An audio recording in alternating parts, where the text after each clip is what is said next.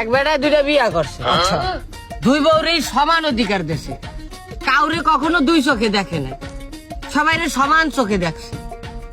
মানে প্রকৃতির কি কুদরত, হঠাৎ করে দুইটা বউ একই দিনে মরে গেছে।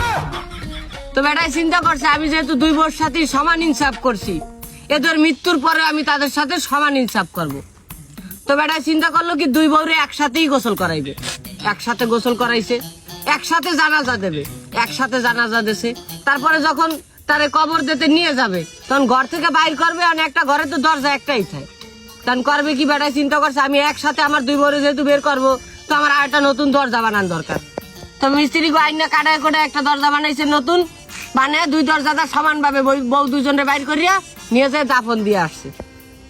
ওদিনকার রাত্রে বেটায় ঘুমানোর পরে তার স্বপ্নে এক বউ আসছে, আইসে কয় তুমি ছোটটারে নতুন দরজাটা বাইর করছো আর আমারে পুরান দরজাটা বাইর করছো, আমি আগের থেকেই জানতাম যে তুমি তোমার ছোট বউরে বেশি ভালোবাসো। মাতারি গলায় গিয়া কয় না কলজা কাইটে দিলেও কয় লবণ কম হয়েছে।